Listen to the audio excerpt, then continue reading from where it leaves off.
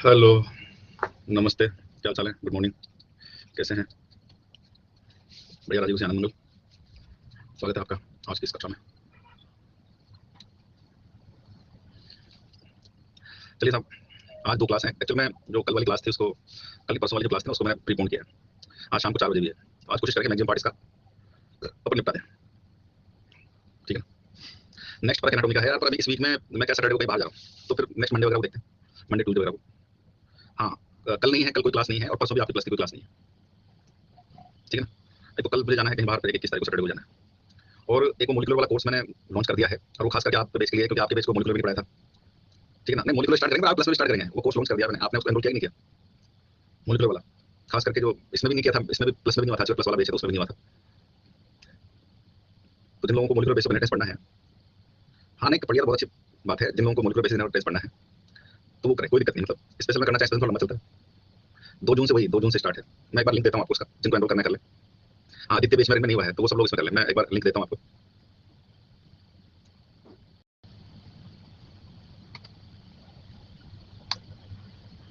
ये उसका लिंक है, और जिसको एनरोल करना है उसमें एनरोल कर ले वैसे। चलिए साहब, तो स्वागत है आपका आज की कक्षा में। सबसे पहले अकेडमी का डाउट फीचर जो वेबसाइट एप्लीकेशन दोनों पर अवेलेबल है, आप 3 सवाल पूछ सकते हैं, फिर पढ़ने में सवाल पूछ सकते हैं, सॉल्यूशन का रिव्यू कर सकते हैं, आइकन सब्सक्राइब अपने मेंटर के साथ स्लॉट बुक करके डिस्कशन कर सकते हैं। तो आज हम बात करेंगे भाई साहब रेस्पिरेशन में। पूरा चैप्टर शायद मैंने पिछली क्लास में आपको समझा दिया था। एक डाउट है यहाँ, एक मिनट रुको। Example of bulk flow positive hydrostatic pressure gradient and negative gradient are suction through straw and swelling of food in my vision and garden hose in suction through straw respectively. अरे किसका सवाल है भैया? आकृति कैसे कर रहे हो आप? किसका सवाल है भैया? आकृति कैसे कर रहे हो आप? Positive hydrostatic pressure gradient negative, बताओ सही तो है क्या है? Garden hose positive hydrostatic pressure suction through straw negative, भूल गए क्या? हां, कोई बात नहीं, प्रोफाइल पर जाकर एनरोल कर लो। और जब मैंने आपको समझाया, भूल के मुझे लगता आकृति है, जब मैं आपको समझाता हूँ positive hydrostatic pressure gradient negative hydrostatic pressure gradient, तो उस समय आपको यही लाइन एनसीईआरटी बोलता हूँ सर, है ना? मैं गार्डन में नल से पानी पिलाते हो आप, होज का मतलब पाइप होता है, होज पाइप प्लास्टिक का पाइप होता है ना, जिससे आप पानी पिलाते हो, वो होज पाइप कहते हैं उसको, ठीक है ना? तो उसमें आप मोटर चलाते हो तो उससे पॉजिटिव हाइड्रोस्टैटिक प्रेशर ग्रेडिएंट, और सक्शन थ्रू स्ट्रो नारियल पानी ऐसे करते हो तो सक्शन कर रहे हो तो नेगेटिव हाइड्रोस्टैटिक प्रेशर ग्रेडिएंट।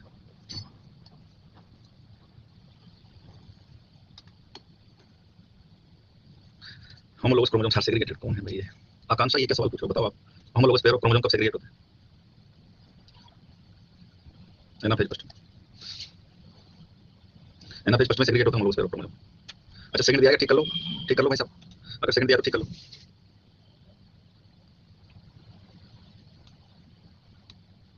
क्या क्या पूछ रहे हो? कपिल प्रायोरिटी ऑर्डर बता दीजिए कार्बोहाइड्रेट पेट का, किस चीज में प्रायोरिटी ऑर्डर? ये सब थ्योरेटिकल बातें हैं यार। तू दाल खाएगा तो तेरे सेल को कॉम्बिनेशन मिलेगा, तेरे सेल को नहीं रहेगा। सर ने प्रायोरिटी ऑर्डर बताया था, पहले कार्बोहाइड्रेट। अब भाई ने तो दाल खाई है, रोटी खा नहीं रहा, तो सेल कहेगी मैं नहीं ऑक्सीडाइज करूंगा इसको, क्योंकि सर ने प्रायोरिटी ऑर्डर बताया था। सर ने बताया था कि पहले कार्बोहाइड्रेट को करूंगा ऑक्सीडाइज, तो सेल ने मेरी बात मान ली। अब वो जाकर के दुष्ट कपिल, तो कार्बोहाइड्रेट ला, तो सर ने कहा कि पहले नंबर पर उसको करना, तो मैं प्रोटीन को ऑक्सीडाइज नहीं करूंगा, ठीक है?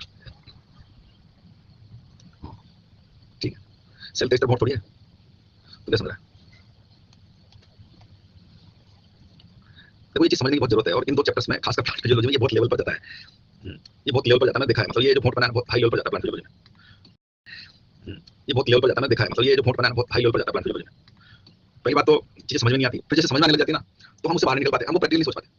मैंने आपको जैसे आगे भी हम एक चीज करेंगे, फोटोसिंथेसिस में ये चीज मैंने बताई आपको। जैसे हमने इक्वेशन लिखी था 6CO2 12H2 वाली, C4 साइकिल पढ़ाया, तो C4 साइकिल में हमने वही थ्योरेटिकली भाई एक ग्लूकोज बनाने के लिए 6CO2 6 नेगेटिव, तो किसी ने पूछा कि साहब सच ग्लोबल स्टेज से 6 मेगासेल बने, अच्छा मेगासेल की ऑक्सीडेशन तो 6 नेगेटिव बने, और आपको 12 नेगेटिव चाहिए केल्विन से, भाई कहां जाए? तो सेल कोई मेरा इंतजार करेगी भाई, ये नेगेटिव है, सर बताएंगे, वहां से आएंगे, और फिर मैंने बोला आपको कैलकुलेट कर सकता है। ये सब थ्योरेटिकल होता है भाई, ये सब सैद्धांतिक गणना है, ये सब प्रिंसिपल बेस्ड कैलकुलेशन है, और ये कैलकुलेशन यहाँ भी आती है। ये सेल रेस्पिरेशन चैप्टर में जाएंगे हम, एक ग्लूकोज से हिसाब किताब लगाएंगे, साहब एक ग्लूकोज के हिसाब से हम बताएंगे साहब 38 मिले। अब बताओ प्रैक्टिकली ये सब कैलकुलेट करना पॉसिबल थोड़ी होता है भाई, ये असंभव है। ये हम थ्योरेटिकल बात कर रहे होते हैं, और क्यों कर रहे होते हैं? चीजों को ठीक से समझना है, वो सब छोड़ा प्रैक्टिकली। आप सोचो, मैंने उदाहरण दिया था उस दिन भी, हाँ अजम्पशंस क्या था उस दिन उदाहरण दिया था मैंने कहा यार, आप एक पत्ती छोड़ो, पत्ती में पता नहीं कितनी लाखों मेसोफिल सेल्स हैं, एक मेसोफिल सेल छोड़ दो, एक मेसोफिल सेल में 40 से 50 क्लोरोप्लास्ट होता है, पता है ना आपको? एक मेसोफिल सेल में 40 से 50 क्लोरोप्लास्ट होते हैं, एक क्लोरोप्लास्ट छोड़ दो, और वो सब कुछ छोड़ दो, एक क्लोरोप्लास्ट ने कितना फोटोसिंथेसिस से ग्लूकोज बनाया, को ये कोई काउंट कर सकता है? सोच के देखो आप, कितना उसने CO2 फिक्स किया कितना लाइट, ये कोई काउंट कर सकता है? असंभव है, कोई तकनीक नहीं है जिसे आप काउंट कर लो, असंभव है ये। समझ में बात? ये जस्ट एक थ्योरेटिकल कैलकुलेशंस है, अपन एक उसको थ्योरेटिकल में बात कर रहे होते हैं।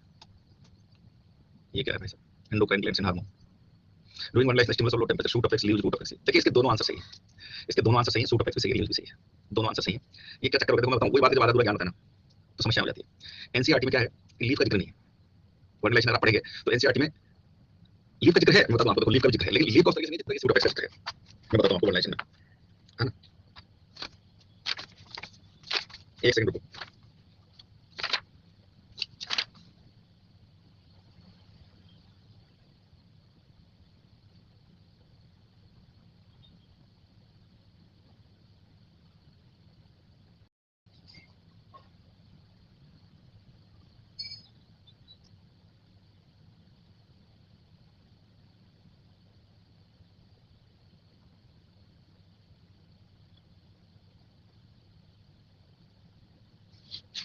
इसमें लिखा ही नहीं है, 252 है पर इसमें लिखा ही नहीं, कहीं एनसीईआरटी में कहीं लिखा ही नहीं है।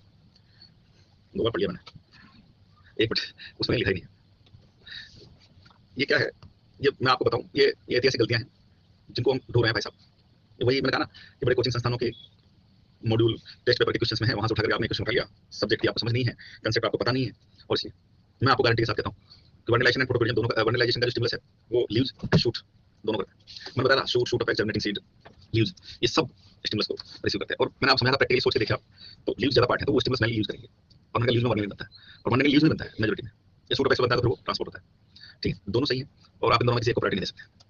ठीक है, चलो अब शुरू करते हैं। हो गया, हो गया। तो बस वो लीव वाला जो एक्सपेरिमेंट था वो फोटोपीरियम में लिया था, फोटोपीरियम में शूट अफेक्ट नहीं लेता, फोटोपीरियम में शूट अफेक्ट नहीं लेता, फोटोपीरियम में तो only and only use, vernalization में तो शूट भी लेता है, शूट अफेक्ट भी लेता है, जर्मिनेटिंग सीड भी लेता है, लीव्स भी लेती है वर्नलाइजेशन में, उसमें नहीं है। फोटोपीरियम में तो शूट भी लेता है, फोटोपीरियम में तो only and only use, that is correct. ठीक है, प्रणभेश है, प्रणभेश, प्रणभेश है, प्रभंस में गलत उच्चारण कर दिया, प्रणभेश है, प्रणभेश आपका नाम, प्रणभेश। Due to certain deletion of certain nucleotides from the terminal end of mRNA, now it codes for 99 amino acids instead of 100 amino acids. How many nucleotide deletion can be responsible for the loss of amino acids?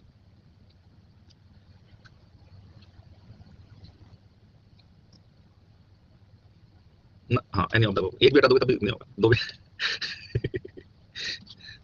भाई 99 के बाद 100 नहीं बढ़ रहा है, 99 ये 99 amino, अब इसके बाद अगर मान लीजिए 99 वाला है, ठीक है ना, अब 99 अमीनो एसिड इसके बाद वाला है, ठीक है ना, अब 99 अमीनो एसिड इसके बाद अगर ये है तब भी नहीं बनेगा, ये है तब भी नहीं बनेगा, समझ गए ना। कॉमन सेंस का क्वेश्चन, ट्रिकी क्या ट्रिकी, कॉमन सेंस का क्वेश्चन है भाई। ठीक यार, अमीनो एसिड एक अमीनो एसिड को 3 कोड करते हैं, जेनेटिक कोड 3 का होता है, तो 3 का मतलब तीनों चाहिए, अब 2 होंगे तब भी नहीं होगा, 1 होगा तब भी नहीं होगा, 3 नहीं होंगे तब भी नहीं होगा।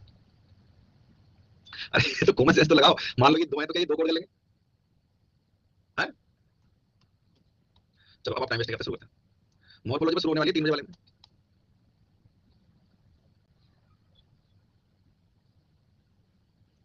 भाई साहब सकलेन जी, ये इन किताबों पे मत जाओ आप, ये जो किताबें है ना ये, इन पे मत जाओ आप, ये इन किताबों में लिखा हुआ है, इसमें लीफ तो लिखा नहीं हुआ, इसलिए उसका आंसर शूट अफेक्स होगा, है ना। ये तो ऐसे ही, ये तो गोबर छाप ही है, ठीक है ना, ये तो ऐसे ही भगवान भरोसे है ये तो। आप मेरे को उसको अनरोल कर लो ना, पता चल जाएगा कब से शुरू होने वाला है। चलो आ जाओ, इन किताबों पे मत जाओ आप, इन किताबों में जो, इनमें तो पता नहीं क्या क्वेश्चन क्या पूछ रहे होते हैं, आंसर क्या दे रहे होते हैं, आपने खुद नहीं देखा होगा, है ना, क्वेश्चन क्या पूछ रहे होते हैं, आंसर क्या दे रहे होते हैं, भाई साहब अलग ही लेवल पे खेल रहे होते हैं, है ना। चलो आ जाओ। अरे भाई साहब, ये पता है कारण क्या है, फिर वही बात आ जाती है कि ये किताबें, ये बाबा आदम के जमाने के भाई साहब, अब तो इनके राइटर जो है ना 70 साल के हो गए, कोई एक आध तो स्वर्ग में सिधार गए होंगे। ये बाबा आदम के जमाने से चल रहे भाई साहब, इनको जो एनसीईआरटी चल रही है ना अभी, इन लोगों को एनसीईआरटी के बारे में कोई आइडिया नहीं है। ये और बताऊं मैं आपको, अभी जो एनसीईआरटी चल रही है ना, आप एक किताब बता दो जो एनसीईआरटी को एक्सप्लेन करती हो, मार्केट में एक किताब बता दो जो एनसीईआरटी को एक्सप्लेन करती है, एक किताब बता दो आप मुझे। ये अलग लेवल पे खेल रहे हैं भाई साहब, और अभी तक इन किताबों वालों को कोई आइडिया नहीं है, मार्केट में एक भी किताब ऐसी नहीं है जो एनसीईआरटी को एक्सप्लेन कर दे। थोड़ा बहुत मिलता है, एनसीईआरटी की लाइनें लिख दी, उसके आगे एक दो लाइनें लिख दी, बाकी कुछ नहीं, कुछ भी नहीं है, उसको पढ़ करके आप कुछ भी समझ नहीं सकते। हाँ, मेरे नोट्स तो खैर, मेरे नोट्स भी ऐसे ही हैं, वो तो तुमको समझ में आ जाते हैं, तुमको समझ में आ जाता है क्योंकि भैया तुम लोग यहाँ क्लास में पढ़ रहे होते मेरे, ठीक है ना, इसलिए। अच्छा मेरे नोट्स से दूर होते तुम, जो मेरे से नहीं पढ़ा, हालांकि मैंने एक्सप्लेन तो किया हुआ है, नहीं समझ जाएगा क्या, समझ जाएगा जो मेरे क्लास में नहीं बैठा वो समझ जाएगा क्या। हाँ, वो बोलेगा क्या लिखा है यार, ये क्या लिखा है ये, ठीक है, इसलिए चलो अब आ जाओ इधर, मैं बंद कर रहा हूँ, चलो अब मैं बंद कर रहा हूँ, अब आ जाओ इधर। और इस तरह के एक्सप्लेनेशन बताइए, बहुत बेहतर रखा है इन्होंने, आप डिविएट मत होइए प्लीज, जो मैंने कहा आप उसको कीजिए बस।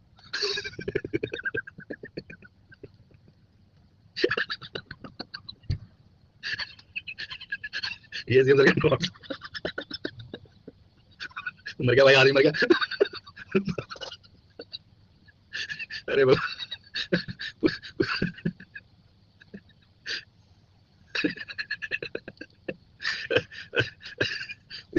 सही बात है, आदमी को मिल सकता है इसको देख रहे हैं। पर एक बार बताओ, एक बार बताओ, जिसने शुरुआत से लेकर आखिर तक इस क्लास को देखा, क्या इस पूरे एक चैप्टर को मैंने इस एक स्लाइड में नहीं निपटा दिया, बताओ। ये हमारे सर का टेक्निक है, हमारे जो स्कूल में बायो के सर थे, सिद्धे श्री आर के सराफ जी, वो ऐसे पढ़ाते थे भाई साहब, वो ऐसे ही पढ़ाते थे, मतलब वो क्लास में आते थे और बैठे चुपचाप, और फिर वो शुरू करते थे भाई साहब, तो पूरा बोर्ड भर डालते थे, पूरा चुपचाप बैठे हो, बस सुनते रहो मेरे को, सुनते रहो, समझते रहो, सुनते रहो, समझते रहो, बस। और फिर क्लास खत्म होती थी ना, तो उसके 5-7 मिनट पहले बोलते थे, आप लिख लो इसको, जो लिखा है ना सब कॉपी कर लो इसको। इधर ऐसे कुछ रहा है ना, तो उसको कॉपी कर लेना, ऐसे बोलते थे वो, कहीं वैसे उनको ऐसे न्यू किया हुआ है ना, सांप बनाया हुआ है, उसको कॉपी कर लेना आप, ठीक है, ऐसे बोलते थे। पूरा चैप्टर एक पेज में लिखा था। चलिए खैर, आ जाइए, ऐसे मजाक मत करो, इसके पीछे बहुत बड़ा रहस्य है भाई साहब, और वो आप जानते हैं, समझते हैं। चलो एक बार जल्दी से सारा जो अपने इसी स्लाइड को ले लेते हैं अपन, हाँ, इसी को टिप लेना है, ये टिपने के लिए मैं, है ना, ये टिपने के लिए आप इसको टिप लेना, ठीक है, एक बार जल्दी से रिफ्रेश करते हैं सारा, ठीक है, ये टिपने के लिए आप इसे टिप लेना। चलो शुरू करते हैं, एक बार जल्दी से रिफ्रेश करते हैं, और पूरा चैप्टर एक बार जल्दी से आपको, और कोई टिप के, मतलब टिपना है, यहाँ से टिप लेना, और से टिप यहाँ से आप टिप लेना, और आप जवाब दे जाइए, ठीक है। हम कॉमन रेस्पिरेटरी, सर हम इसको व्हाट्सएप पर स्टेटस लगाए थे, ऐसे मत करो। चलो आ जाओ, अभी देखते हैं कितना आपको याद है। चलो सो जाओ, पहले कॉमन रेस्पिरेटरी बात, ऑक्सीडेशन मीडिएटेड एंजाइम्स होगा। चलिए कॉमन रेस्पिरेटरी बात करते हैं, जल्दी से सो जाओ, what is the first step of glucose oxidation, first step, पहले कॉमन रेस्पिरेटरी बात, ऑक्सीडेशन मीडिएटेड एंजाइम्स होगा। चलिए कॉमन रेस्पिरेटरी बात करते हैं, जल्दी से सो जाओ, what is the first step of glucose oxidation, first step of glucose oxidation, चलो ग्लाइकोलाइसिस, कहां होता है ग्लाइकोलाइसिस, जल्दी जल्दी जल्दी, कहां होता है glycolysis, cytoplasm, what is the product of glycolysis, product of glycolysis, pyruvate acid, how many carbon pyruvate acid, कितने मॉलिक्यूल मिलेंगे pyruvate acid, 2, energy point of view से कर लेगा, एनर्जी पॉइंट ऑफ व्यू से कर लेगा, पूरा लिखो यार, ऐसे मत लिखो, हां 2 ATP 2 NADH2, 2 ATP 2 NADH2, NADH2 बने तो किसी का क्या होगा, किसी इंटरमीडिएट का क्या होगा, ऑक्सीडेशन एंजाइम कौन सा होगा, एनर्जी बन जाएगा एनएडीएच2 में, और मिला आपको 2 एटीपी बाय फॉस्फोराइलेशन, 2 एटीपी कौन सा फॉस्फोराइलेशन बने, सब स्टेप के पास। यहाँ तक कार्यक्रम सब में होगा, चाहे एरोबिक चाहे एनारोबिक चाहे फर्मेंटेशन। प्रश्न आता है what is combination aerobic anaerobic respiration, हर सेल में होता है, ऑक्सीजन की जरूरत नहीं है, वो प्रोसेस सब में हो रहा है, लिविंग वर्ल्ड की each and every living cell में हो रहा है सब, ठीक है। Further the future of the biosphere decided by, future of biosphere decided by oxygen. मान लीजिए रेस्पिरेशन ऑक्सीजन काम नहीं आ रहा, रेस्पिरेशन ऑक्सीजन काम नहीं आ रहा, तो फर्दर बायोस्फीयर क्या होगा, अनिल, इनकम्प्लीट ऑक्सीडेशन, क्या होगा, इनकम्प्लीट ऑक्सीडेशन, और इनकम्प्लीट ऑक्सीडेशन क्या कहेंगे, एनारोबिक रेस्पिरेशन। और ये बायोस्फीयर किसी किसी ब्रेकडाउन हुआ किसी ऑर्गेनिक कंपाउंड में, alcohol, lactic acid, acetic acid वगैरह, ठीक है। और आगे कुछ भी नहीं होगा, ना लिंक ना क्रेब नहीं, आगे कुछ भी नहीं होगा, ठीक है, आगे कुछ भी नहीं होगा। और अगर रेस्पिरेशन ऑक्सीजन काम आ रही है, तो पहले बताओ जल्दी से रेस्पिरेशन ऑक्सीजन क्या काम आती है, what is the role of oxygen in respiration, last electron hydrogen acceptor, oxygen काम आएगी, ऑक्सीजन काम आएगी तो क्या होगा, पायरुवेट का कंप्लीट ऑक्सीडेशन, इसको क्या कहेंगे, एरोबिक रेस्पिरेशन। तो next step after glycolysis during aerobic respiration is, glycolysis के बाद अगला स्टेप क्या होगा, एरोबिक रेस्पिरेशन का link reaction, what is product of link reaction, step एक ग्लूकोज की लिंक रिएक्शन कितनी बार चलेगा, 2 बार, क्यों चलेगा 2 बार, क्योंकि 2 पायरुवेट एसिड थे, 2 स्टेप में थे, 2 पायरुवेट एसिड थे, ठीक है। कहां होता है लिंक रिएक्शन, कहां होता है लिंक रिएक्शन, एटॉमिक मैट्रिक्स में। तो प्रोडक्ट ऑफ लिंक रिएक्शन में कितने कार्बन है, प्रोडक्ट ऑफ लिंक रिएक्शन में कितने कार्बन है, 2, ठीक। तो इसका मतलब 3 कार्बन से 2 कार्बन बनाकर निकला, CO2, CO2 निकला बोले तो ये O2 कौन निकाला रे, D carboxylation, energy point of view से एटीपी, अनिल एटीपी कहां बन गया, अच्छा सर वोट एनएडीएच2, एनएडीएच2 बना तो पायरुवेट क्या हुआ, ये फिर डीएच2 वाला कौन आ गया बीच में, ऑक्सीडेशन, ऑक्सीडेशन होता है एंजाइम कौन सा, डीआर, डीहाइड्रोजनेज, और CO2 निकला तो बोले तो, CO2 निकला बोले तो दोनों मिला क्या हो गया, ऑक्सीडेटिव डीकार्बोक्सिलेशन, किसका, इसका पायरुवेट एसिड का, जिससे प्रोडक्ट क्या बन गया, एसिटाइल कोलिन ए। फर्दर एसिटाइल कोलिन में ऑक्सीजन क्या कहते हैं,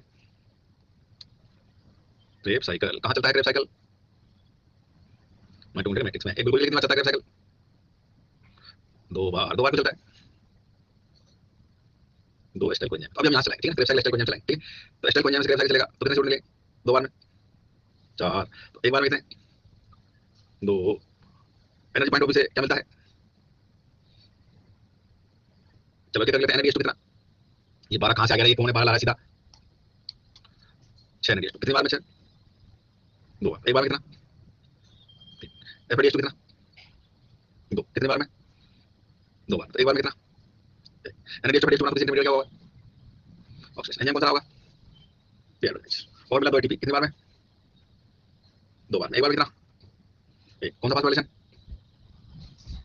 कौन सा फास्फोराइलेशन, ये कौन बोल रहा है, ऑक्सीडेटिव दार्जी सबस्ट्रेट लेवल फास्फोराइलेशन। तो हो गया कुल मिलाकर ग्लूकोज का काम तमाम, एक ग्लूकोज बनाया था 6 CO2 6 CO2 निकल गए, 6 CO2 निकल गए, अभी 12 पानी बनना बाकी है। अच्छा अभी तो यहाँ हमने क्रेब साइकिल कहां चलाया था, क्रेब साइकिल कहां चलाया हमने, निकल गए 6 CO2 निकल गए, अभी 12 पानी बनना बाकी है। अच्छा अभी तो यहाँ हमने क्रेब साइकिल कहां चलाया था, क्रेब साइकिल कहां चलाया हमने, एसिटाइल कोलिन। अब अगर मान लीजिए क्रेब साइकिल चला पायरुवेट से, तो सोचा पायरुवेट चलाते हैं तो कितना चलेगा, 2 बार, 2 बार में कितना CO2, 2 बार में कितना CO2, 6, तो एक बार में कितना, ठीक, 2 बार में कितना एनएडीएच2, और एनएडीएच2 2 बार में, और इसे चलाएंगे तो ये 10 12 कौन लिखाएंगे, गरिमा, अंजलि, 8, 2 बार में 8, तो एक बार में कितना, 4, एफएडीएच2 2 बार में 2, और एटीपी वही 2 बार में 2, मतलब सिर्फ CO2 और एनएडीएच2 आता है। ठीक है ना, चेन से। चलिए साहब, एक ग्लूकोज का आधा काम तमाम हो गया, 6 CO2 मिलेगी साहब। अब 12 पानी बनवा गया तो एनएडीएच टू डेवलप करेगा। चलिए एनएडीएच टू डेवलप करेगा। माइटोकॉन्ड्रियल में एनएडीएच चलता है इनर माइटोकॉन्ड्रियल मेम्ब्रेन पर। तो एडीएस लगाएगा, फ्रेश होगा साहब। इलेक्ट्रॉन चलेगा, एडीएस प्रोटॉन जाएगा, फिर माइटोसिस हर स्टेप पर क्या होगा, हर स्टेप पर क्या होगा, ऑक्सीडेशन रिडक्शन। क्या रिलीज होगी, एनर्जी। कौन रिलीज करेगा, इलेक्ट्रॉन। इलेक्ट्रॉन कहां से, ऑर्गेनिक कंपाउंड के ऑक्सीडेशन से। शाबाश, ऑर्गेनिक कंपाउंड के ऑक्सीडेशन से। और उस इलेक्ट्रॉन को हाइड्रोजन को लास्ट में कौन लेगा, ऑक्सीजन। और जब ऑक्सीजन हाइड्रोजन लेगा क्या बनेगा, पानी। क्या बनेगा, पानी। तो समझो एक ग्लूकोज ऑक्सीजन कितना है, NH2 एक ग्लूकोज कंप्लीट ऑक्सीजन कितना है, NH2 12 12 NH2 में कितने ऑक्सीजन काम आई, 6 अरे 16, ये कौन आ गया 16 वाला, कितने ऑक्सीजन काम आई, 6। और जब 6 ऑक्सीजन 12 NH2 का इलेक्ट्रॉन लेगा तो कितना पानी बनेगा, 12। तो सोचो एक ग्लूकोज बनाने में कितना CO2 लगा था, 6 CO2 रिएक्शन कितना NH2 काम आया था, 12 NH2 बनाने के लिए कितने वाटर का ऑक्सीजन किया था, 12 NH2 बनाने के लिए कितने वाटर का ऑक्सीजन किया था ईवान, 12 वाटर के ऑक्सीजन से कितना ऑक्सीजन निकला था, 6। कितना NH2 बना था, वो आपके सामने रिएक्शन चल रहे दो, 12 जिसने कितने CO2 रिएक्शन किया, 12 NH2 कितने CO2 रिएक्शन किया, 6 CO2 रिएक्शन कितना बना, ये।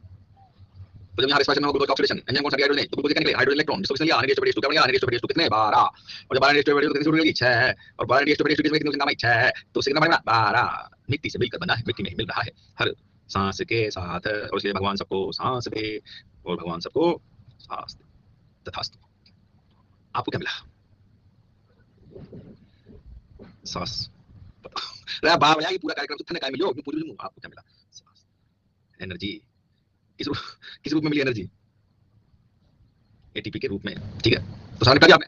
जल्दी से फैट और प्रोटीन निपटाते हैं। चलो सो जाओ, इसी में आएंगे, ये कॉमन बात है साहब। जल्दी से इसी में निपटाते हैं साहब। तो जो है क्या नाम से फैट, तो पहली बात तो हाँ ये भी सही बात है, जिसकी आज पहली क्लास में मर गया, काय जियो यो काय बाबा चाल जी, ये तो कड़ा गई चाल जी, स्लाइड भी कड़ा गई और बोल भी कड़ा गई आज। ये बात तो सही है भाई साहब, ये बिल्कुल सही बोला। तो आ जाओ जल्दी से, आ जाओ आ जाओ, चलो फैट को निपटाते हैं। अभी तो ग्लूकोज फैट फैट, चलो जल्दी फैट हाइड्रोलाइज प्रोडक्ट क्या, what is product of hydrolyse fat, product of hydrolyse fat, glycerol fatty acid. Now जब ये रेस्पिरेशन में काम आएंगे तो ग्लिसरॉल के ऑक्सीजन का product, what is product of oxygen, glycerol. Glycerol के ऑक्सीजन का प्रोडक्ट PGAL या DHAP, तुम नाम याद रखो, PGAL या DHAP। ऑक्सीडेशन हुआ एंजाइम कौन सा, ऑक्सीडेशन एंजाइम कौन सा, वही हाइड्रोजन, वही हाइड्रोइलेक्ट्रिक से लिया एनएडीएच का NH2। क्या ये कंप्लीट ऑक्सीडेशन है, नहीं है। तो ये PGL फर्दर ऑक्सीडाइज होने के लिए कहां चला जाएगा, PGL फर्दर ऑक्सीडाइज होने के लिए कहां चला जाएगा, ग्लाइकोलाइसिस। चलिए नाउ फैटी एसिड, पहली बात तो फैटी एसिड ऑक्सीजन करते हैं। चलिए नाउ फैटी एसिड, पहली बात तो फैटी एसिड ऑक्सीजन करते हैं। Beta oxidation, what is product of beta oxidation, what is product of beta oxidation fatty acid, acetyl coenzyme है। वही बात ऑक्सीडेशन होता है एंजाइम कौन सा, ऑक्सीजन होता है एंजाइम कौन सा, वही हाइड्रोजन। और यहाँ हाइड्रोइलेक्ट्रिक लेने वाला NADH दोनों मिलते हैं, NADH2 भी बनते हैं और FADH2 बनते हैं, ठीक है ना। क्या ये कंप्लीट ऑक्सीडेशन है, नहीं है। तो फर्दर ऑक्सीडेशन के लिए एस्टाइल कोएंजाइम कहां हो जाएगा, कहां हो जाएगा, क्रेब्स साइकिल, ठीक। और फिर आगे चलेगा और ये NADH2 भी यानी ये भी बन गया और पानी, और बन गया नहीं बन गया, बन गया फैट और पानी। आपको क्या मिला, आपको क्या मिला, एनर्जी। किस रूप में मिली, एटीपी रूप। आओ जल्दी से प्रोटीन को निपटाते हैं सब। तो आपने खाया नमाज मच्छी, आपकी सेल को क्या मिला,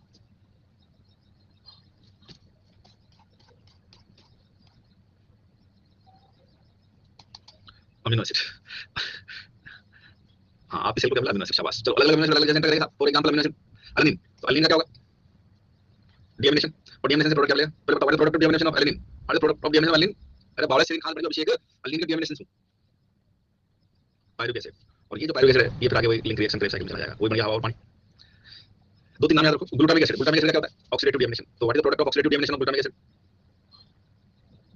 अल्फा कीटो। ये एस्टाइल कोएंजाइम में कहां से आ गया, अल्फा कीटो ग्लूटारेट। और ये कहां से एंटर कर जाएगा, कहां से एंटर कर जाएगा, क्रेब्स साइकिल से। और वही NADH2 ऑक्सीडेशन, तो वही NADH2 टेस्ट में glycine serine cysteine, glycine serine cysteine इनके डीएमिनेशन से क्या बनता है, ऑक्सीडेशन डीएमिनेशन होता है, तो पीजे बनता है। पीजे कहां से एंटर कर जाएगा, टिप इसको टिप ना, इसमें बढ़िया दिखा है, आप टिप सकते हो, इसमें सब लिखा हुआ है इसमें, ठीक है। पीजे, और पीजे से जो है क्या कहां से गुजर जाएगा पीजे, तो पीजे गुजर जाएगा इधर, ठीक है। चलो तो ग्लाइसिन और कुछ मिला कर NADH चले गए में और चले गए इधर। तो भाई साहब वही क्या बन गया साहब, ये सारे अमीनो एसिड क्या बन गए, क्या बन गया, ये क्या बन गया,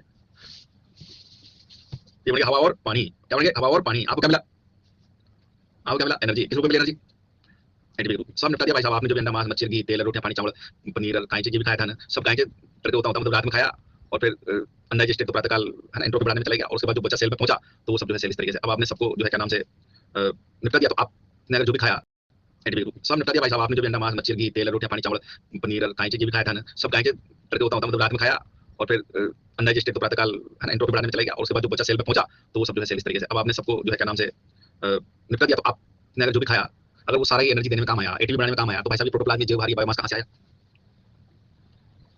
तो ये भी यहाँ से आया। और इसलिए ये तो हमने जो बात किया साहब जो है क्या नाम से क्या बोलते हैं कंसेप्ट ऑफ कैटाबॉलिज्म है, और अब हम बात करेंगे कंसेप्ट ऑफ एनाबॉलिज्म की। तो बस भैया ये सब चीजें हैं जो हमारे प्रोटोप्लाज्म को सिंथेसिस करती हैं साहब, और जो है ये इंटरमीडिएट से तो एक एक बना के जल्दी से ग्लूकोज बनाना, ग्लूकोज कार्बोहाइड्रेट बनाना, कार्बोहाइड्रेट बनाना, कार्बोहाइड्रेट बनाना, ग्लूकोज बनाना, ग्लूकोज किस बनाना, any of the intermediate of the reverse glycolysis करके बना जाएगा, पूरा बना जाएगा, एनी ऑफ द पीजीएल बनाना, पीजीएल से तो पीजीएल जोड़ देंगे, ठीक है, और से कार्बोहाइड्रेट बना, फिर बनाना, फिर बनाना, फिर बनाने के लिए बनाना, फैटी एसिड ग्लिसरॉल, ग्लिसरॉल बनाने के लिए क्या चाहिए? ग्लिसरॉल बनाने के लिए क्या चाहिए? डीएचए या पीजीएल, पीजीएल या अरे मैं ग्लिसरॉल की बात कर रहा हूं भाई, तो ग्लिसरॉल ये पकड़ लो यार, ये काम आएगा सब, आगे काम आएगा। अरे तो अल्कोहल के ऑक्सीडेशन से अल्डिहाइड बनता है, तो अल्डिहाइड के रिडक्शन से अल्कोहल बनता है, बॉन्ड ये काम आएगा आगे, दो तीन जगह काम आएगा, इसे पकड़ लो, रिवर्स करा रहे हो तो जो है क्या नाम से पीजीएल डीएचए, पीजीएल डीएचए क्या कराएंगे कि जिससे बन जाएगा ग्लिसरॉल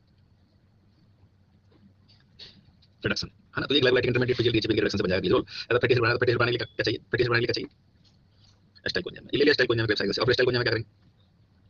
रिडक्शन, तो उससे बन जाएगा फैटी एसिड, और ग्लिसरॉल फैटी एसिड क्या बन जाएगा? तो फिर बन जाएगा, फिर बन जाएगा रेस्पिरेटरी इंटरमीडिएट प्रोटोप्लाज्म में काम आएगा नहीं आएगा, एनाबॉलिज्म आएगा, ठीक है ना। प्रोटीन, प्रोटीन बनाने के लिए क्या बनाना पड़ेगा? अमीनो एसिड, तो ये अमीनो एसिड बताओ अलानिन किससे बन जाएगा? अलानिन किससे बन जाएगा? पायरुविक एसिड से। ग्लूटामेट किससे बन जाएगा? ग्लूटामिक एसिड किससे बन जाएगा? अल्फा कीटोन से। ग्लाइसिन सेरिन सिस्टीन किससे बन जाएगा? और आप देखो अभी तक बायोमोलिक्यूलर पढ़ा था, याद करो जरा, एक चीज बोली थी मैंने, ये जो नाम लिया मैंने, ये glycine serine cysteine alanine glutamate, अरे ये नहीं नहीं नहीं नहीं नहीं पांचों के बता रहा हूं, पांचों पांचों बेसिक पांचों बावड़े पांचों, ये सब एसेंशियल है, नॉन एसेंशियल है? हाँ ये नॉन एसेंशियल है। और मैंने एक बात बोली थी, मैंने कहा देखो एनिमल में सभी नॉन एसेंशियल होते हैं, मैंने कहा हमको इनॉर्गेनिक ऑर्गेनिक बनाने वाले हैं क्या? याद करो मैंने एक लाइन बोली थी उस समय, मैंने कहा एनिमल में सभी जो है एसेंशियल होते हैं, मैंने कहा हमको इनॉर्गेनिक ऑर्गेनिक बनाने वाले थोड़ी, हम तो बना ले रहे हैं।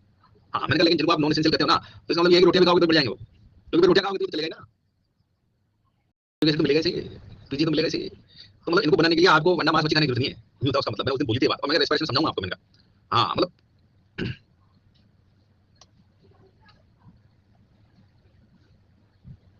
ये देखो भाई साहब, लाइक टीचर लाइक स्टूडेंट, ये देखो भाई साहब नहीं ये होता है, और मैं बताऊं नहीं होता है, देखो आपके ऊपर कई बार किसी की छाप ऐसी पड़ जाती है, ये मेरे ऊपर तो बहुत ज्यादा है, मतलब हमारे सर अफजल की छाप बायोलॉजी में, वो तब से ऐसी आदत पड़ी हुई है कि कितनी लंबी छोटी चीज उसको एक कागज में निपटा देना, मतलब मैं डायरी में भी लिखता हूं ना कभी कभी हिसाब किताब वगैरह, तो ऐसे ऐसे मतलब बाद में मेरे को समझ नहीं आता क्या लिख दिया मुझे खुद को समझ नहीं आता क्या लिखा हुआ है, ये किधर का है ना, तो ठीक है, ये has proved like teacher like student चलो साहब पूरा निपटा दिया, सारा कार्यक्रम कर दिया हमने, अब आइए जरा शुरू करते हैं भाई साहब ग्लाइकोलाइसिस। आ जाओ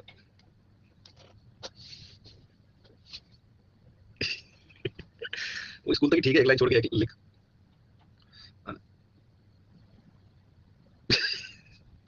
आ जाओ इधर, आज शाम को क्लास है भाई, शाम को 4 बजे आ जाइए, आ जाओ आज शाम को 4 बजे रेस्पिरेशन की क्लास है भाई, ठीक है, अरे एक स्लाइड में एक वर्ड, आ जाओ शुरू करते हैं ग्लाइकोलाइसिस। हाँ आपकी और किसकी? इसी रेस्पिरेशन की, वन शॉट, ये देखिए इसका एक और सबूत देखिए, ये देखिए भाई साहब, ये देखो भाई साहब, ओ भाई साहब चलिए बस रहने रहने दो, आ जाओ आ जाओ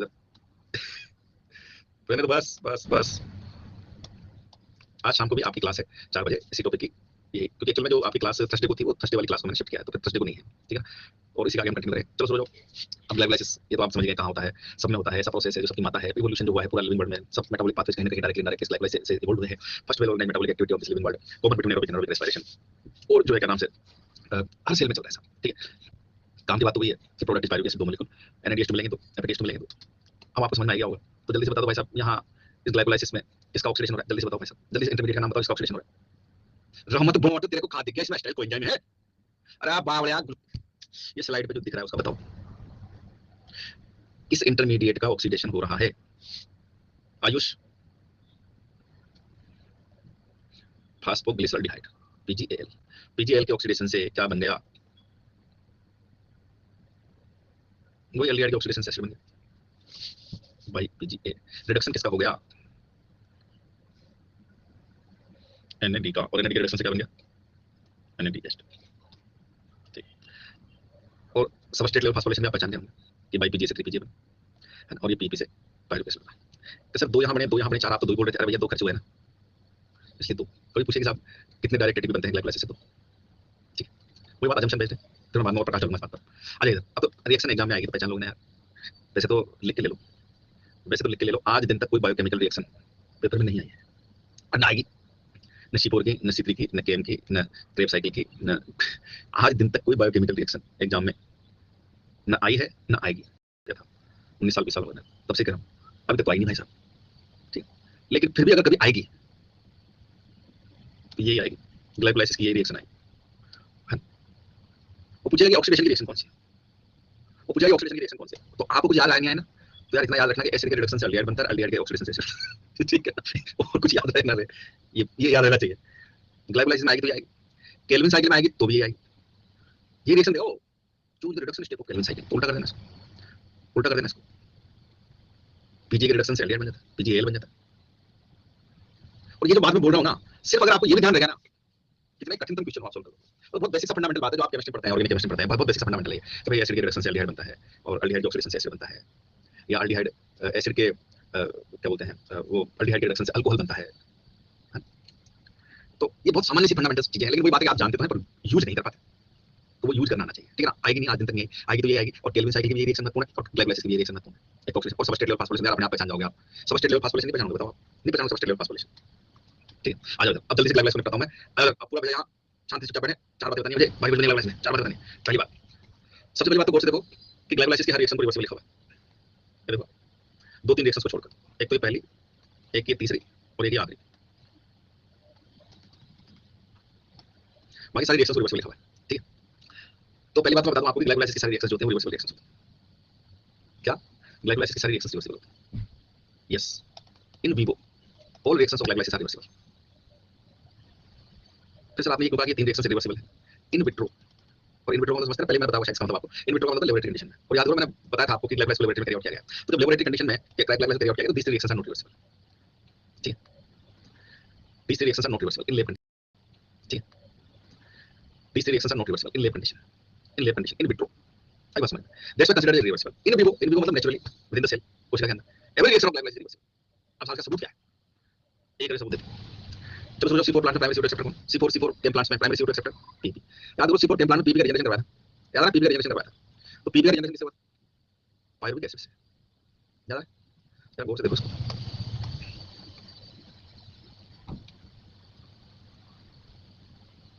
ये रिएक्शन दिया वो,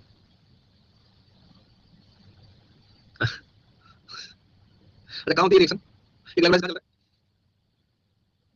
साइटोप्लाज्म मुझे पता है साइटोप्लाज्म चल रहा है, अच्छा C4 में भी PP का रिजेक्शन जो हो रहा था वो कहां हो रहा था, साइटोप्लाज्म, मतलब ग्लाइकोलाइसिस वाला साइटोप्लाज्म अलग और C4 में PP की रिजेक्शन करने वाला साइटोप्लाज्म अलग, ऐसा होता होगा, अरे गोबर है वो जो ये कहते हैं कि रिवर्सिबल है, भाई साहब उनको नहीं है, सोच के देखो, मतलब ग्लाइकोलाइसिस होने वाला साइटोप्लाज्म अलग होता है और C4 केम में PP की रिजेक्शन वाला साइटोप्लाज्म अलग होता है, ये वाला साइटोप्लाज्म तो ग्लाइकोलाइसिस वाला है ना, और ये PP रिजेक्शन, समझे भाई साहब, कोई रिएक्शन रिवर्सिबल नहीं होती, और याद करो उसमें कौन सा एंजाइम था, कौन सा एंजाइम था, PPDK, इसमें कौन सा, वहां था पायरुवेट फास्फेट डाइकाइनेज, इसमें कौन सा, पायरुवेट फॉस्फेट काइनेज, और ये बड़ा भाई है भाई साहब, ये बड़ी बहन है इसकी, ये बड़ा भाई बड़ी बहन है भाई साहब। अच्छा आपने कितने लोग बड़े भाई बड़ी बहन जल्दी बोलो, लिखिए यस में, क्यों भैया बड़े भाई बड़ी बहन, भाई और बड़ा भाई बड़ी बहन, भाई और बड़ा भाई बड़ी बहन, हाँ धरती पर आप पहले आए, धरती पर आप पहले आए भाई साहब, बहन जी, आप धरती पर पहले आए, धरती पर पहले कौन आया, फोटोसिंथेसिस रेस्पिरेशन, रेस्पिरेशन कौन सा aerobic aerobic anaerobic, anaerobic respiration क्या चलता है, aerobic aerobic anaerobic, anaerobic respiration क्या चलता है, ग्लाइकोलाइसिस, इसलिए सबकी माता है ग्लाइकोलाइसिस, और यही रिएक्शन है, यही रिएक्शन है वो जो C4 केम में हो रही है। अब तो क्लियर हो गया कि रिवर्सिबल नहीं है इन विवो, खाना में सबकी माता है भाई साहब, सब कहीं ना कहीं से निकले हैं, ये C4 केम में मैंने प्राइमरी CO2 एक्सेप्टर कहां से आएगा, पायरुवेट ग्लाइकोलाइसिस कहां होता है, सर ये और सी बन गई, समझे बात, इनकी भी बता, चलो समझो, Calvin cycle, Calvin cycle, Calvin cycle में आरजीबीपी कार्बोक्सिलेशन का प्रोडक्ट क्या होता है, पीजी, याद आ गया, पीजी का क्या करते हैं, पीजी का क्या होता है स्टेप में बताया था मैंने, पहले पहले रिएक्शन क्या था, पहले छोड़ गया था, पहले ये डीकार्बोक्सिलेशन, मत गोबर है तू, क्या तू तो बातें कर ले कर, पहले क्या हुआ था, फास्फोराइलेशन, इधर देखो इधर देखो, ये क्या है पढ़ना नाम, ये क्या नाम है? पीजी। ये वही है भाई सब, पीजी फास्फोग्लिसरिक एसिड। अब याद करो उसका क्या किया था हमने, फास्फोराइलेशन। तो उससे क्या बना था 1,3/Pg, याद है? यहाँ उल्टा हो रहा है, देखो वहां हमने फास्फोराइलेशन किया था तो एटीपी से एडीपी बनाया था, याद करो। यहाँ बाई पीजी का हो रहा है डिफास्फोराइलेशन, तो एडीपी का हो रहा है फास्फोर। ये यूं चलेंगे और यूं चलेंगे तो उल्टा कर दो, यूं चलेंगे तो उल्टा कर दो, ठीक है। और ये बाई पीजी। अब फिर याद करो बाई पीजी का क्या किया था, बाई पीजी का क्या किया था, रिडक्शन। और बाई पीजी का रिडक्शन से क्या बना था, बाई पीजीएल। ये देखो ये बाई पीजी, तो ये बन गया 1,3/Pgal। ये खा गया स्टेप। और फिर याद करो बाई पीजी से फॉस्फेट निकाल के पीजीएल बना दिया था, याद है? यहाँ उल्टा करते बाई पीजीएल का क्या हो गया, ऑक्सीडेशन, तो क्या बन गया बाई पीजी, रिडक्शन हो गया, याद है? ये रिएक्शन थी वो, इसलिए तो ग्लाइकोलाइटिक रिवर्सल कहा था उसको, इसलिए तो ग्लाइकोलाइटिक रिवर्सल कहा था उसको। ये ग्लाइकोलाइसिस का उल्टा, यहाँ से उल्टा चल रहा है। फिर बन गया पीजीएल। और याद करो वहां कितने पीजीएल बनाए थे भाई साहब, तो ये ग्लाइकोलाइसिस का उल्टा, यहाँ से उल्टा चल रहा है। फिर बन गया पीजीएल। और याद करो वहां कितने पीजीएल बनाए थे भाई साहब, वहां कितने पीजीएल बनाए थे, 12, ठीक है। फिर मैंने कहा था इस 12 में कितने, इन 12 में कितने, 2। एक ग्लूकोज बनाने में कितने काम आते हैं, 2, ये देखो 2। और मैंने कहा 2 पीजीएल मिलकर क्या बनाते हैं, ग्लूकोज। अब भाई साहब ये बीच के स्टेप खा गए थे, ये खा गए थे। तो भाई साहब ये 2 पीजीएल से जुड़े तो पहले बनता है fructose 1,6 biphosphate, fructose 6 phosphate, fructose 6 phosphate बनता है। ये खा गए थे डायरेक्ट, हमने 2 पीजीएल से ये ग्लूकोज बनाया था, याद आया? इसलिए इसको कहते हैं ग्लाइकोलाइटिक रिवर्सल। और भाई साहब एक बात बताओ, अगर ये रिएक्शंस इरिवर्सिबल होती है तो कभी भी केल्विन साइकिल में ग्लूकोज बनता? और केल्विन साइकिल छोड़ो, आप तो अपनी बात करो, आप तो अपनी बात करो, हमारी सेल ग्लूकोज नहीं बनाती, हमारी सेल में कार्बोहाइड्रेट नहीं बनते, स्टार्च नहीं बनते, तो भाई साहब हमारी सेल कैसे बनेगी? अगर हम प्रोटोप्लाज्म सिंथेसिस की बात करें तो बनेगा कैसे है? अब इसमें दोनों बातें दिख रही है आपको। अब बताओ क्या ये रिएक्शन सच में रिवर्सिबल है? ये गोबर लोग पता नहीं है, लोगों को पता नहीं है क्या सीखते हैं, किताबी कीड़े की तरह चल रहे हैं भाई साहब, कोई लॉजिक नहीं है, कोई साइंस नहीं है, सब्जेक्ट की ऐसी कैसे कर रखी है। सर जो स्टेप आपने खाई थी उसमें, अरे बहुत ये नहीं खाई थी जिसमें नहीं थे चैट बावड़ा, वो रीजनरेशन में थे चैट, वो रीजनरेशन में थे चैट बावड़ा, समझ में आई बात? इसलिए पहली बात तो ये क्लियर हो गया, ये समझ में आ गई होगी बात, ये रिएक्शन इरिवर्सिबल नहीं है, पहली बात। दूसरी बात ये भी समझ में आ गया होगा कि ग्लाइकोलाइसिस सबकी माता है, C4 की माता ग्लाइकोलाइसिस, C3 की माता ग्लाइकोलाइसिस, KM की माता ग्लाइकोलाइसिस। आई बात समझ में? कितनी बार समझाया, माता को कभी पिता की जरूरत नहीं होती, भोटो आत्मनिर्भर है, ठीक है ना? हाँ। सब अपने इसको ढूंढने में लगे हुए हैं। अरे मत ढूंढो, दया, दया उनसे दया की अपेक्षा करो तो कुछ हो पाएगा तुम्हारा, नहीं तो कुछ नहीं होना, ये बता दूं मैं। तो गलत फहमी दूर कर लो, ठीक? हाँ बढ़िया है, समझ गए? क्लियर है कि ये सब रिएक्शंस जो है रिवर्सिबल होती है in vivo naturally within the cell. अगर ये रिवर्सिबल होती है भाई साहब तो ना तो केल्विन साइकिल में ग्लूकोज बनता है, ना पीपी में CO2 एक्सेप्टर पीपी का जनरेशन होता है, ठीक है ना? दूसरी बात, दूसरी बात, दूसरी बात, दूसरी बात, इनमें से ये दो रिएक्शंस को माना जाता है कंट्रोल पॉइंट रिएक्शन। क्या माना जाता है? Control point reaction. Control point reaction क्या कहते हैं? कंट्रोल पॉइंट रिएक्शन को बताइए, मैं बता चुका हूं आपको। ये देखो कुछ याद आया? हाँ कैसे एंजाइम है ये, एक्सोकाइनेज फास्फोफ्रक्टोकाइनेज। अरे भूटो नहीं आया तुमको, दुष्टों भी नहीं आया। हाँ एलोस्टेरिक एंजाइम है ये, एलोस्टेरिक। अब तो याद आ गया होगा। हाँ हेक्सोकाइनेज का नेगेटिव मॉलिक्यूलर कौन है? Glucose 6 phosphate. और ये मैंने कहां जाकर जुड़ेगा? एलोस्टेरिक साइट पर, नेगेटिव एलोस्टेरिक मॉड्यूलेशन, इसको फीडबैक इनहिबिशन भी कहा था। फास्फोफ्रक्टोकाइनेज का positive molecular ADP, negative molecular ATP, rate of reaction को बढ़ाएगा घटाएगा, समझ में आई बात? और मुझे ये समझ में नहीं आता भाई साहब, इसका और मैं क्या सबूत दूं? All enzymatic reactions are reversible, यार कैसे कहते हैं लोग बाकी रिवर्सिबल है? पूरा तथ्य, पूरा तथ्य मतलब अब सोच के देखो, एक एक जो बुद्धिमान बच्चा है, जो थोड़ा अपना कॉमन सेंस लगाता है, जिसका मानसिक विकास हो गया है अच्छे से, जो दिमाग का ढक्कन खुला हुआ है, how can he believe this? अगर उसने थोड़ा दिमाग लगाया, मतलब थोड़ा चीजों को कनेक्ट कर दिया। इसलिए ये सब लोग जो है ना, ये सब बच्चों को सोचने समझने की क्षमताओं को कम करना चाहते हैं। ये नहीं चाहते कि बच्चे के मन में कोई सवाल उठे, नहीं चाहते कि बच्चे का मानसिक विकास हो, बच्चा कुछ सोचे, कुछ कंसेप्ट इस्तेमाल करे, अकल इस्तेमाल करे। क्योंकि बच्चा जिस दिन अपनी अकल इस्तेमाल करेगा सबसे पहले इन्हीं की पोल खुलेगी, सबसे पहले इन्हीं की पोल खुलेगी। और इसलिए पहले से बच्चे को जो है ना मूर्ख बना के रखो। सब जगह ये चल रहा है, मुझे बहुत अफसोस होता है, भगवान कसम मुझे बहुत अफसोस होता है इस चीज का। मैंने कहा यार हम क्या बना रहे हैं बच्चों को, मतलब आप खुद सोच के देखिए इस चीज को। आपको खुद को नहीं होता महसूस ये चीज कि आपको कितना मूर्ख बनाया गया, कितना आपको आपकी सोच से समझने की क्षमताओं को रोका गया, आपके मानसिक विकास को रोका गया। Education is not about mugging और रट्टा और just to get the marks in board exams. ये नहीं है शिक्षा का मतलब। शिक्षा का मतलब बौद्धिक विकास, दिमाग की सोच से समझने की क्षमताओं को विकसित करना।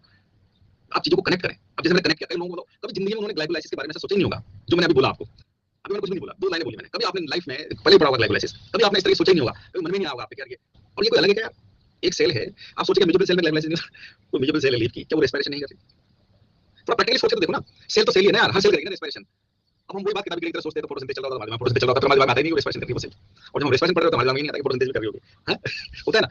एक बार जस्ट अगर आप प्रैक्टिकली सोच के देखेंगे तो आपको समझ में आएगा कि यार सब चल उसी में चल रहा है सारा। फिर आपका दिमाग फिर कहेगा कि यार ये तो नहीं हो सकता, अगर ये बात सही है तो ये कैसे रिवर्सिबल हो सकती है? समझ में? तो ये रिवर्सिबल नहीं है। In vivo all the reactions are reversible in vitro condition, laboratory condition में ये देखा गया कि ये रिवर्स नहीं हुई। ठीक है, दूसरी खास बात, इनको कंट्रोल पॉइंट माना जाता है। क्यों कंट्रोल पॉइंट माना जाता है? क्योंकि catalysed by the allosteric enzyme. ठीक है, तीसरी खास बात, यहां पर काइनेज एंजाइम बना सारा। देखो अब घना काइनेज है, ये ट्रांसफॉस्फोराइलेज भी काइनेज है, ट्रांसफॉस्फोराइलेज भी काइनेज। ये देखो, तो काइनेज कहते हैं भाई साहब, काइनेज कहते हैं हमारे भेजन क्या आना चाहिए? तीन बातें, बिलोंग्स टू क्लास ट्रांसफर, दूसरी बात फास्फेट ग्रुप ट्रांसफर, और तीसरी बात मैग्नीशियम कोफैक्टर। शाबाश, बहुत बढ़िया। और इसलिए मैग्नीशियम बड़ा इंपॉर्टेंट मिनरल है जो ग्लाइकोलाइसिस को चलाने की आवश्यकता है। कभी प्रश्न आता है कि आप ग्लाइकोलाइसिस होने के लिए किस मिनरल की बहुत बड़ी भूमिका है? तो फास्फेट की और मैग्नीशियम की, क्योंकि फास्फोराइलेशन वगैरह भी होता है यहाँ, और मैग्नीशियम का। और चौथी बात, ये मैंने बायोमोलिक्यूल में बताया था आपको, किसी भी ऑर्गेनिक कंपाउंड की ऑक्सीडेशन का पहला स्टेप होता है फास्फोराइलेशन। किसी भी ऑर्गेनिक कंपाउंड चाहे जैसे अमीनो एसिड है तो उसका फास्फोराइलेशन होगा, ग्लिसरॉल फैटी एसिड तो उसका फास्फोराइलेशन होगा, बाद में ऑक्सीडेशन होगा। क्यों? हम जो भी खाते हैं सबको काम आता है रेस्पिरेशन कम से कम 5-7 घंटे, एटलीस्ट 5-7 घंटे बाद, क्योंकि जो भी आपने खाया है उसको डाइजेस्ट होने में टाइम लगेगा भाई साहब। आफ्टर डाइजेशन वो ब्लड स्ट्रीम के थ्रू सेल में पहुंचेगा, और जब सेल में पहुंचेगा तो सेल में पहुंचते ही वो काम नहीं आता है, उसका पहले पड़ा तो वो कुछ समय के लिए इनएक्टिव हो जाता है, तो उसको एक्टिव करना पड़ता है फास्फोराइलेशन करके। याद करो अपने मॉलिक्यूलर बेसिस पढ़ा था तो उस समय भी इवन हम टीआरएनए से को एक्टिव बना रहे थे, अमीनो एसिड जोड़ रहे थे, amino acid tRNA synthetic enzyme आता है उसको भी हम एक्टिव, सेल में अमीनो एसिड को वो एक्टिव हो जाते हैं, चार्जिंग है ना, उसके पहले अमीनो एसिड को एक्टिव बना रहे थे। तो ये एक्टिवेशन हर जगह होता है, मतलब सेल में क्या कोई भी चीज जब ये रहती है ना, अमीनो एसिड को इनएक्टिव हो जाते हैं अगर काम नहीं आते तो फिर उनको फास्फोराइलेशन करके, और इसलिए ग्लूकोज का पहले स्टेप में हो रहा है फास्फोराइलेशन। देखिए ग्लूकोज का फास्फोराइलेशन हो रहा है एटीपी, तो ग्लूकोज के फास्फोराइलेशन से बन गया ग्लूकोज 6 फॉस्फेट, और इसलिए बच्चों इस ग्लूकोज 6 फॉस्फेट को बोल देते हैं एक्टिव ग्लूकोज। इससे बन गया ग्लूकोज 6 फॉस्फेट, और इसलिए बच्चों इस ग्लूकोज 6 फॉस्फेट को बोल देते हैं एक्टिव ग्लूकोज। क्या बोल देते हैं? Active glucose. क्या है ये एक्टिव ग्लूकोज? भाई इसका फास्फोराइलेशन होगा एक्टिव। तो ये चार बातें मुझे बनानी थी भाई, उसमें चार बातें रिपीट कर देता हूं। फर्स्ट और last, these reactions are considered irreversible in vitro, not in vivo. Naturally within the cell all the reactions of glycolysis are reversible. Second one, 1 and 3, these two reactions are considered control point reaction, इनको नियंत्रण गतिविधि माना जाता है। क्यों माना जाता है? क्योंकि यहाँ एलोस्टिक एंजाइम है ना, हेक्सोकाइनेज फास्फोरक्टोकाइनेज। तीसरी बात, kinase very important enzyme, responsible for transfer of phosphate group, belongs to transferase class, तो kinase enzyme transferase phosphate group transfer magnesium required है, तो फैक्टर इसलिए मैग्नीशियम इंपॉर्टेंट मिनरल है। और चौथी बात, the first step of oxidation of any organic compound is phosphorylation. किसी भी कार्बनिक पदार्थ के ऑक्सीजन का पहला पद जो है वो फास्फोराइलेशन होता है, और ग्लूकोज का फास्फोराइलेशन करके उसको सक्रिय ग्लूकोज या एक्टिव ग्लूकोज बना देता है। ठीक है, चलो एक मिनट में बताया सो जाओ। ग्लूकोज हो रहा है फास्फोराइलेशन, ग्लूकोज फास्फोराइलेशन क्या हो गया? Glucose phosphate. एटीपी क्या हो गया? Dephosphorylation, phosphorylation glucose phosphate, hexokinase. चार बातें, इसकी पहली बात consider is irreversible in vitro, दूसरी बात consider is control point, by control point नियंत्रणकारी, क्यों? Allosteric enzyme, what is the allosteric enzyme? Hexokinase, negative modulator glucose 6 phosphate. तीसरा kinase, magnesium required the cofactor, phosphate group transfer magnesium required the cofactor. मतलब glucose 6 phosphate पहले step में कुछ नहीं हुआ, glucose 6 phosphate का आइसोलेशन हो गया, क्या हो गया? Fructose 6 phosphate isolation. पहले स्टेप में फ्रक्टोज 6 फॉस्फेट क्या हो रहा है? ग्लूकोज देखो क्या हो रहा है फ्रक्टोज 6 फॉस्फेट का? फास्फोराइलेशन। तो एटीपी का क्या हो गया? डिफॉस्फोराइलेशन। फ्रक्टोज 6 फॉस्फेट का फास्फोराइलेशन, एटीपी का डिफॉस्फोराइलेशन। तो भाई साहब यहाँ इक्वेटिव कंज्यूम हो गया, और ये देखिए एक फॉस्फेट था, एक जुड़ गया, तो क्या बन गया 1,6 फॉस्फेट, और ये 1,6 का पोजीशन, ठीक है ना, 1,6 का पोजीशन ऑफ फॉस्फेट। ठीक है, पहले नंबर पे कार्बन जुड़ा होता है फ्रक्टोज 6 फॉस्फेट, छठे कार्बन जुड़ा पहले नंबर जुड़ गया, फ्रक्टोज 1,6 फॉस्फेट हो गया। इसकी भी तीन बातें, कंसीडर इरिवर्सिबल इन विट्रो, दूसरी बात control point phosphofructokinase, allosteric enzyme, positive modulator ADP, negative modulator, तीसरी बात phosphate group transfer, cofactor magnesium, बन गया फ्रक्टोज 1,6 फॉस्फेट। नाउ अगले स्टेप में फ्रक्टोज 1,6 फॉस्फेट टूटा भाई साहब, 6 कार्बन वाला फ्रक्टोज 1,6 फॉस्फेट टूटा, ये देखो टूटा, अल्डोलेज लाइजेज। तो 6 कार्बन वाला टूटा, 3 कार्बन वाले, तो या तो 3 कार्बन वाले के दो मॉलिक्यूल मिल जाएंगे, जैसे 6 कार्बन वाला है तो पीजीएल 3 कार्बन वाला, या तो 2 पीजीएल मिल गया, या 1 पीजीएल एक बीएचएफ मिल गया, 1 पीजीएल एक बीएचएफ मिल गया, या 2 पीजीएल मिल गया, ठीक है ना, ये अल्डोलेज। नाउ अगले स्टेप में ये पीजीएल से इनऑर्गेनिक फॉस्फेट जुड़ता है तो बाईपीजीएल बन जाता है सर, है ना, ये पीजीएल से इनऑर्गेनिक फॉस्फेट जुड़ेगा बाईपीजीएल बन जाता है। तो आप चाहे तो बाईपीजीएल भी कर सकते हैं, चाहे तो ये भी कर सकते हैं। तो चलो समझो पीजीएल तो बाईपीजीएल बन जाता है सर, है ना, ये पीजीएल से इनऑर्गेनिक फॉस्फेट जुड़ेगा बाईपीजीएल बन जाता है। तो आप चाहे तो बाईपीजीएल भी कर सकते हैं, चाहे तो ये भी कर सकते हैं। तो चलो समझो पीजीएल का बाईपीजीएल का क्या हो रहा है? पीजीएल बाईपीजीएल का क्या हो रहा है? ऑक्सीडेशन। कैसे बदला ऑक्सीडेशन? एंजाइम कौन सा? बीआर2 दिख रहा है आपको रिएक्शन ऑक्सीडेशन का प्रोडक्ट क्या हो रहा है? तो 1,3 करने से ये है कि फिर यहाँ भी 1,3 बाईपीजीएल दिख रहा है, तो आपको ये दिक्कत नहीं आएगी, 1,3 करने का लॉजिक ये है, यहाँ भी 1,3 है ना, तो 1,3 बाईपीजीएल से 1,3 बाईपीजीएल, ठीक है ना, या तो फिर ये पूरे समझिए ना 1,3 बाईपीजीएल, 1,3 बाईपीजीएल से 1,3 बाईपीजीएल। और रिडक्शन किसका हो गया? रिडक्शन एनएडी का, तो एनएडी रिडक्शन क्या बन गया? एनएडीएच। और कितना एनएडीएच बना? दो क्यों बना? ये दो मॉलिक्यूल थे, दो मॉलिक्यूल थे, और ऑक्सीडेशन की एनर्जी कंजर्व के साथ यहाँ से एनर्जी रिलीज होना सब एनर्जी रिलीजिंग स्टेप्स, या इनको एनर्जी कंजर्विंग स्टेप्स भी कहते हैं। क्यों एनर्जी रिलीज हो रही है? यहाँ तो कोई एनर्जी रिलीज, उल्टा एनर्जी आपने कंजर्व करी, यहाँ एक्चुअल में एनर्जी रिलीज होकर ग्लूकोज की कंजर्व होती है, समझे? यहाँ एक्चुअल में ग्लूकोज की एनर्जी रिलीज होती है ऑक्सीडेशन, और रिलीज होकर कंजर्व होकर सर्विस में एनर्जी। नाउ नेक्स्ट स्टेप 1,3 बाईपीजीएल, 1,3 बाईपीजीएल क्या बना? गौर से देखो 1,3 बाईपीजीएल क्या बना? 3 पीजीएल, तो बोलो बाईपीजीएल क्या होगा? डिफॉस्फोराइलेशन, क्या रिलीज हुई? एनर्जी, और एनर्जी एंड फॉस्फेट दोनों काम आ गया, एडीपी का फास्फोराइलेशन क्या बन गया? एटीपी। बोलो बच्चा कौन सा फास्फोराइलेशन? Substrate level phosphorylation. कितना एटीपी बना? 2 2 क्यों बना? क्योंकि बाईपीजीएल के दो मॉलिक्यूल थे, वही काइनेज एंजाइम, या तो उसको फास्फोग्लिसरोकाइनेज कहते हैं, ट्रांसफॉस्फोराइलेज कहते हैं, वही कोफैक्टर मैग्नीशियम, है ना, और बढ़िया पीजीएल, ठीक, दो मॉलिक्यूल। अच्छा इस पीजीएल से अगर हम एनाबोलिज्म में जाएं, इस पीजीएल से कौन कौन से अमीनो एसिड बन जाएंगे? एनाबोलिज्म में जाएंगे तो कौन कौन से अमीनो एसिड बन जाएंगे? हाँ, ग्लाइसिन, सेरीन, सिस्टीन, ये एनाबोलिज्म हुआ, कैटाबोलिज्म हुआ, एनाबोलिज्म। और कैटाबोलिज्म में जाएंगे तो भाई साहब यहीं से आ जाएंगे, यहाँ से घुस गए। ये पीजीएल अगर हम इसको एनाबोलिज्म में लेके जाएं तो इससे क्या बन जाएगा? ग्लिसरॉल बन जाएगा कि बन जाएगा? और ग्लिसरॉल आगे चल के पेट बनाया नहीं बनाया? ये एनाबोलिज्म का कैटाबोलिज्म, है ना, और कैटाबोलिज्म में जाएगा भाई साहब, और ग्लिसरॉल आगे चल के पेट बनाया नहीं बनाया? ये एनाबोलिज्म का कैटाबोलिज्म, है ना, और कैटाबोलिज्म में जाएगा भाई साहब, वही ग्लिसरॉल के ऑक्सीडेशन से ग्लिसरॉल गया, और ये चलते रहते हैं, ये मत सोचना एक ग्लूकोज से सर 2 पीजीएल बने, सर ये दोनों का पेट बनाने में चल गए तो आगे चलेगा नहीं चलेगा। भाई तेरे सेल में एक ही ग्लूकोज है, एक रोटी खाई तेरे को एक ग्लूकोज मिला, समझ रहे हैं? ये तो थ्योरेटिकल बात है, ठीक है? ये चलता रहता है, जो भी हम खा रहे हैं उसका एक बड़ा हिस्सा एनर्जी प्रोडक्शन में काम आ रहा है, एटीपी बनाने में काम आ रहा है, एक बड़ा हिस्सा प्रोटीन सिंथेसिस में काम आ रहा है, ठीक है? नो ये एनाबोलिज्म, तो एनाबोलिज्म कहो, एम्फीबोलिज्म कहो, ग्लाइकोलाइसिस एम्फोलिक है, एनाप्यूरिक कहो, कैटाबोलिक सिंथेसिस कहो, एक ही बात है, ठीक है ना? चलिए तो साहब एनर्जी यहाँ का जोड़ोगे एटीपी में, नाउ नेक्स्ट स्टेप 3 क्या हो गया 2 कुछ नहीं, आइसोमराइजेशन हो रहा है, intramolecular transfer phosphate group third carbon में फॉस्फेट जुड़ा होता है, सेकंड कार्बन पर एबीपीजी एबीपीजी बस थर्ड जो है। यामिनी काश कैसा होता, खुश यामिनी एकदम खुश, आई कांट काश। कौन सी पिक्चर आई यार, कौन सी पिक्चर आ रही है उनकी? केजीएफ में भी है क्या वो?